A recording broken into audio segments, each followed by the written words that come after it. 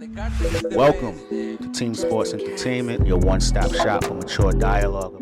We're going to get right to it. Welcome to Teem Sports Entertainment, the podcast, your one-stop shop for mature sports dialogue. I'm your host, Earl Teemer, alongside my co-host, my big uncle, Alan Teemer. Before we go any further, don't forget to like the video, leave a comment below, subscribe to the channel, and most importantly, hit the notification bell. That way you know when we upload new content. All right, we're getting right to it. The Lakers. I couldn't get the name out. Los Angeles Lakers. You couldn't get the Lakers name? Listen, man. Based on our last video, they turned it around. Yeah. They turned it around, man. They turned it around. They one game. It was one game. Definitely one game, but it was encouraging to watch, but it was still one game. And it was only right that we come back and not give flowers, but just shed some light on everything we spoke about. That's the reason. That's the main reason why. Because like I said in that episode, considering talking about fans, and those fair weather fans, they with you when you winning, and when you lose, they bashing you. And we're not really bashers. It was just that we were tired of watching what we was seeing. And the reason why we come back is because I believe everything that we discussed, especially concerning Antony Davis and where he should be on the floor and how he should play, that's what he did. All right, so let's start there. AD, all right? Yeah. Last video. As a matter of fact, there's a link above our heads. It'll be right there. You can click on it. The previous video when we spoke on the Lakers and some of their troubles. We spoke about how AD, where should he be? In the paint. In the paint, right? So they played Phoenix, ended up with 42 points. It was a dominant performance. Because he was where? In the paint. Consistently, not just the first two quarters, and then you get a lead, then he dominated that game. Yeah. And that's what we want to see. I understand he was hurt, coming back from injury. He don't have his legs underneath him. But there was to never be a reason. I don't care who you are, how long you've been out. If you're in the game and you're 6'10", 6'11", you got someone guarding you that's 6'7", you shouldn't be shooting 30-foot jump shots. Not at all. No. And prove the point. No LeBron James. No Kyle Kuzma. We're gonna get to that. No Schroeder. Right? Morris didn't play either. Did Morris Morris it was a DMP. Yeah, DMP. Right? All of them out. And they dominated Phoenix. The team right now that's number 2 in the West. I'm glad you said that because a lot of people, because you said fair weather fans, yeah. Phoenix is the number 2 seed in the West. This is not last year. That's considered a big win. Yeah, right. And he went in there and did what he's supposed to do. Dominated them. Dominated. And the way it's looking is possibly that can be a first-round matchup. Yeah. Right there. Yeah. I believe that's what the Lakers want. That's what they want, man. Yeah. It's and I think it's smart. It's a chess move. It's a matchup issue there. But that's the thing about it. When Antony Davis played the way he played last night, it's always a mismatch. Yeah. That's what makes him and LeBron, you put them two together. Yeah. That's what makes it that duo so dynamic. And that when he plays like that, that's going back to the previous episode. That's why they're a super team in most people's eyes. Right. Yeah. Because he's that dominant. You know what I'm saying? But he did his thing. Like you said, it's just one game, but that's something you want to see consistently. And we're speaking on it again because I hate to toot our own horns, but we were right. I love being right. We were right. I'm selfish like that. We were right. And so that was another, like I said, main reason why I come back, because I can say, yeah, we was right.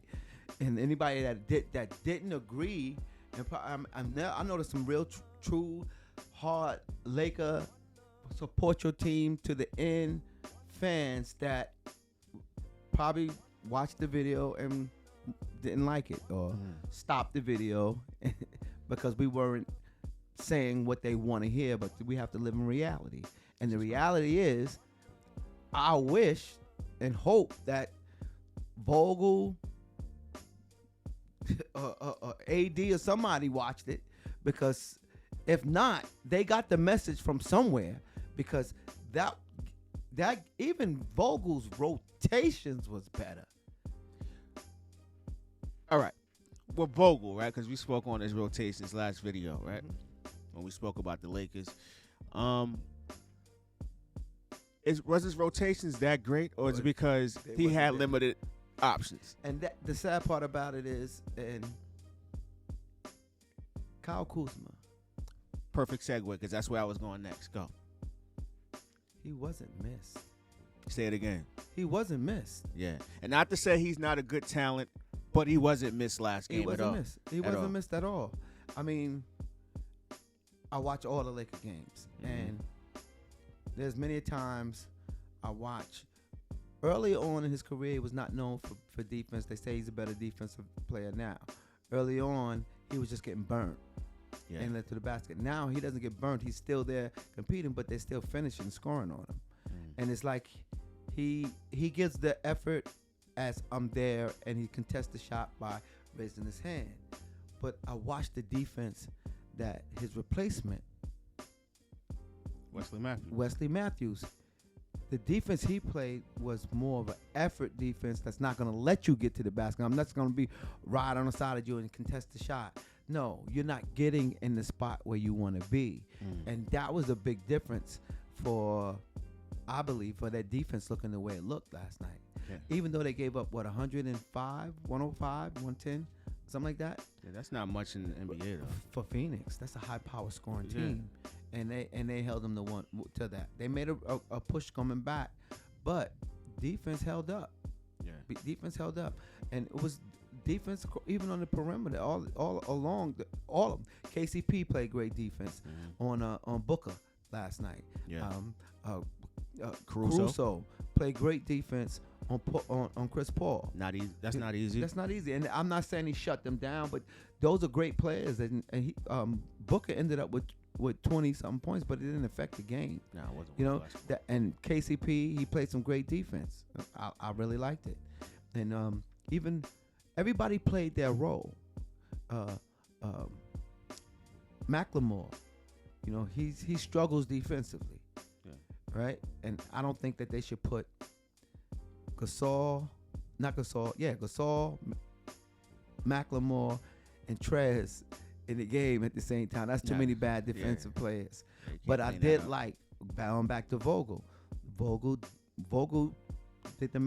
he played Trez and Gasol together. And I always felt that could work because Gasol don't play in the paint. So he's not gonna close up the paint.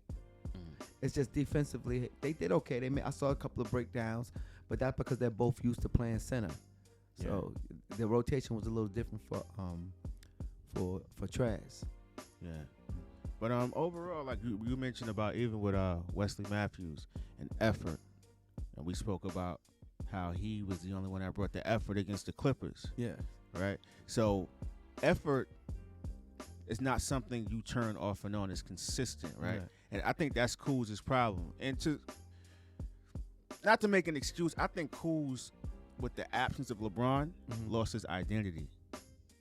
Because if you look at some of the old games, LeBron created easy shots for him.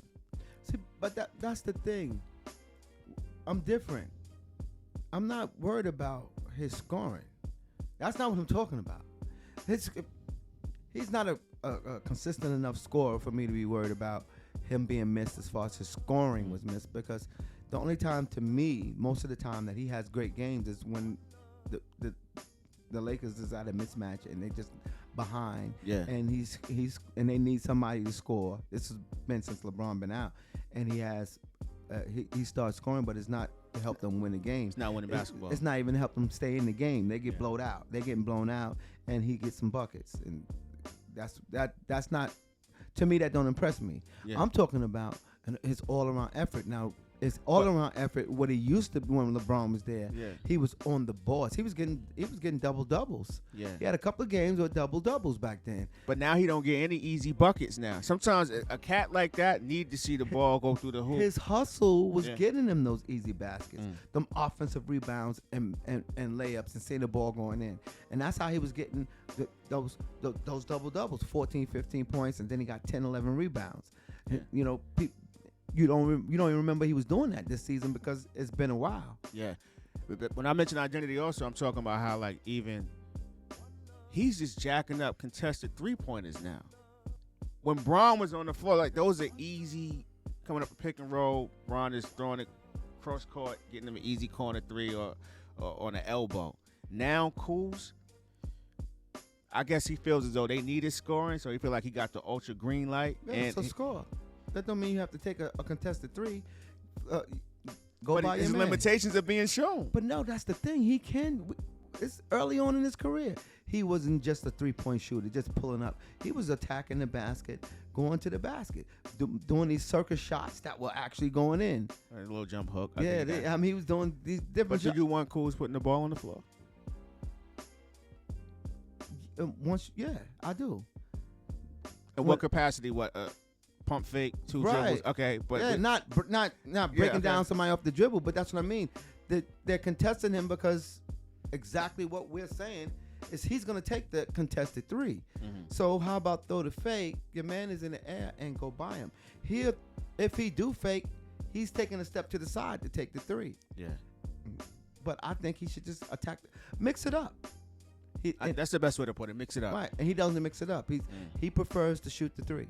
Yeah. And to me, you're not a knockdown 3-point shooter. You're a rhythm guy. You get into and so, but it's going to help you do that is getting to the basket, seeing the ball going in the basket, mixing it up. That's how you're going to get into a rhythm. And when that shot comes, now you're in rhythm to make that. Yeah. But he comes right in the game, and especially if he starts.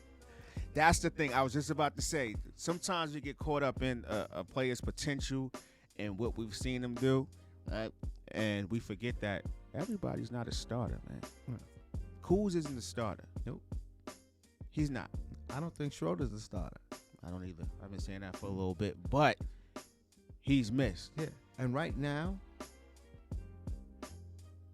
Caruso has put in some games that's reminded me of the Caruso of the bubble. He's putting them together, and I would love to see him, like they started him in the finals. I would like to see them, change that lineup, put him in there, and let Schroeder be that spark off the bench. I'm rolling with that. Yeah. I'm rolling with that. And it's not about who started, it's about who finished the game. Yeah, that's when ego come into play, right? Mm-hmm. When as long as you get those minutes down the stretch, that's all that matters. But Marcus Gasol, he's doing everything that we expected him to do early on in the season. And what episode was that when we spoke about lighting a fire under someone? That was about when they picked up McLemore, and how all of a sudden everybody started making threes, because there was games where nobody could make threes. Nobody. KCP wouldn't even take them. He wouldn't. No, He used to be you know what I mean?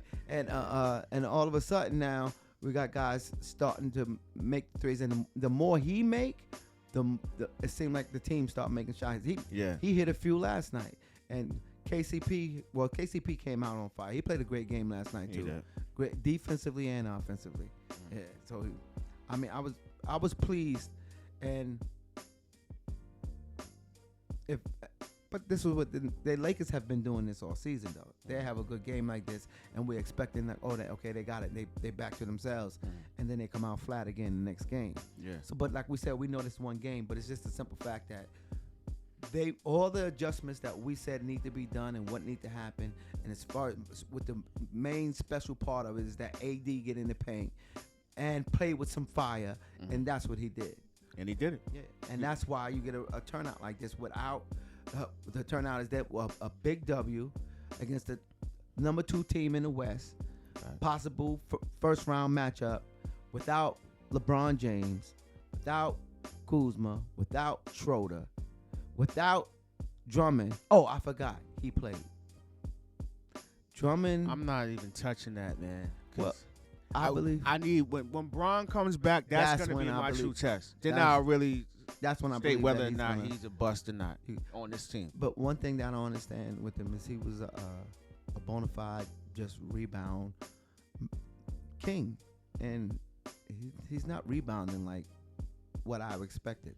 Yeah, he could dictate and change the game of his. Can you imagine him having the rebounding game that we know he's capable of, and Antony Davis having the type of dominant performance inside the paint like he did last night? Can you imagine that? I think it all with Drummond is coming back to body language, right? Because you can when he's playing out there, it doesn't He's look very frustrated. happy. So He I wasn't. think with Braun coming back, player like that needs some easy bunnies. Because it's like we spoke about it sometimes. He's wide open at times, man. And if a player had some. They gave him the ball last night. He was wide open. And he was blowing wide open layups. Right, yeah.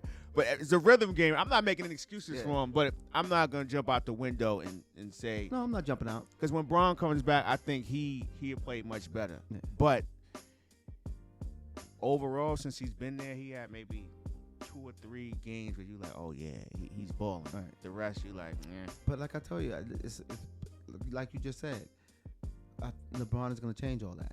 And speaking of that, LeBron changing all that, one thing I noticed is when LeBron is not with the team and not on that bench, they don't play well. Did you see him last night coaching and sending guys and communicating with them what they should be doing? So to me, they always say LeBron is the coach. LeBron is the coach. And I always fight him on that. No, he's not. No, he's not, because I'm old school and I believe the coach should run the team and all that. But he was coaching in Cleveland, right? And I even tried to say he wasn't coaching over Block, but yeah, he was. And now I'm seeing it again. Vogel might put the defensive plans together, but when LeBron is not around, Accountability, the man. team don't look good. Nah. Don't It's look that good. presence. And so you would normally say, well, he's the coach on the floor. But my point is, he's not on the floor. And I see a lot of mistakes, coaching wise. And there's really no real leader on the floor. Schroeder, he's not a real general on the floor. But last night, seeing the way they played, seeing how fluent the ball was moving around, and he's on the bench, and he's up, and I'm seeing him. He's talking to people and telling them and pointing, and as they come to the bench, he's talking to them and showing them and explaining things to them. That's what else was missing too, because when LeBron is not there, that was last year. That was playoff Rondo. Yeah, that's a fact right there. Yeah. But all in all, man, I just think that we think that was the performance that, because it all starts with AD at this particular moment. Mhm. LeBron not being there. Even with LeBron there, because it makes the game. it starts with easier. AD. Yeah. That's what makes it pretty much unfair. Yeah. When AD is dominant and LeBron is always dominant. And the stats might not never show that, but the things that he does on the floor, how he just controls everything, from the pace to everything, possessions, it's different. And you also mentioned control, and we here at Teem Sports, this may sound crazy. I wouldn't even say it's a conspiracy theory, but we feel as though the Lakers know exactly what they're doing, right? You got 4 games left. Mm-hmm. Don't believe they're blowing games, but we believe every team in the league, you love to say this, is positioning themselves. They're positioning themselves. You're in a good position. My only thing is, if that's what they're doing, you play what? Golden State in the play-in, and then you play. get Phoenix the first round. Tuning up to play the Clippers in the second round. Well, being that I always get confused, because when you mention the play-in, I always think there's one game, but I understand at the 7th and 8th game that competes against each other, if you lose, you have another chance. And with the 9 and 10, right? The winner of the 9 and 10. So when I say that, that's why I keep saying I don't care how good my team is. I don't want to go into a one-game tournament going against a sharpshooter that you never seen before, like Steph Curry. No, I can dig that. Yeah. So, I mean, so that sometimes you pick your poison. That poison might be deadly. Yeah. And but with the shenanigans that Steph did when they asked him about the possibility of that being a play-in game, you can't light a fire in in superstars like Antony Davis, because that's what's wrong. Trust me when I tell you, Antony Davis do not want to play the way he played last night. Yeah. Well, I believe that it's not just coaching. I believe that you guys, right along with Teem Sports and Twitter and all of that, Facebook groups, everywhere, Reddit. After that, Clippers and the Portland game when he was out out there shooting threes, social media, we really ripped into him. And these guys act like they don't read it. They read because he got in that paint. Whether it was Vogel, because Vogel got the blame for it too. Don't care where it came from. The simple fact is he got in that paint. And now we're talking about a dominant performance. And the league should be put on notice that if that dude is playing like that, it's a wrap. It is, yeah. They just need some time to. You know what? Because the only the missing piece is Bron, and I have total confidence that it won't take much time for him to be highly effective. If AD is playing this way like that all season, yeah, I think, and he's look confident out there too. Because when you with go his body, back, if you go back to the earlier part of the season, and man, you discussed this before. We discussed about. I thought that Schroeder and Antony Davis would have better chemistry on the floor. And it's hard to say that it's hard to see the difference. It's hard to find out what the difference is. But the difference is Antony Davis didn't play with purpose all season long like he did last night, and especially with Schroeder on the floor. So if he's playing like that with Schroeder on the floor and LeBron on the floor, the game becomes easy for everybody. Yeah, man. Yeah. Much to say about it, man. We said what we said. We were right. He doubled back, did exactly what we said he should do, and it led to great things. Yeah. And now things are looking on the up and up. And also, with Kuz sitting out, and you got players like Wesley Matthews getting more minutes and Macklemore, that also builds team chemistry and allows players to get a rhythm. Marc Gasol is finally looking like the guy I thought he would be when they signed him in the offseason. So everything is coming together when it's supposed to. And playoffs are right around the corner. And we believe wholeheartedly. I don't know how. I know Lakers fans believe this. But you don't want to play these cats. No. You know. I feel sorry for Utah and work hard all year. And you got to see these cats the Phoenix. first. Come on, man. Yeah, Utah and Phoenix. And because you fight for that position and be number 1 seed, number 2 seed, and then you get a Lakers team in the first round. So, like we said, teams are positioning themselves. Are they really gonna start? They like Phoenix, what, a game behind, or 2 games behind? About 2 games behind for the people. They gonna be. If I was Utah, I wouldn't want them. Well, you know what? Yeah, if I'm. The 1 seed is what they should be fighting for, because then you'll have the 8th seed, and that's enough. Well, you play the winner 4 and 5. That would be Golden State, or Memphis, or San Antonio. Somebody. Yeah. But again, that's a 4-game series. Yeah. I mean, 7-game series. So I go. I don't got Golden State coming out of winning a series in the West. Nah. But a 1 game, I wouldn't want to do that with Steph. Yeah. Listen, man, Steph is who he is, but at the end of the day, man, AD is who he is as well. 42 points, big-time game, turned it around. And we were right, man. We were right. Right. And Lakers fans out there, I know you felt the same way. No, you were right. I was in the communities. Yeah, I was in the communities. He had a rough weekend, didn't he? Yeah, he had a rough weekend. And people was all up in him. Yeah. They were all up in him. And there was a few fans that's diehard and they believe in how I normally believe, but in reality, I can't see something and try to act blind to it and act like it don't exist. So I brought some attention to it for myself and for you guys out there, and I'm saying a lot of you have agreed to what it was, and now we see exactly the outcome of when he do exactly what we expect from him. All right, man. So anything else you need to add? Lakers in 5. No matter who it is? No matter who. You heard it here, Teem Sports Entertainment. I'm your host, Earl Teem, alongside my big uncle, Alan Teemer. Go ahead, like that video, leave a comment below. Let us know what you think about AD. Do you think he's back? That's what he said. Let us know below. Subscribe to the channel, and also hit the notification bell. That way you know when we upload new content. It's Teem Sports Entertainment, the podcast. We out of here. Peace.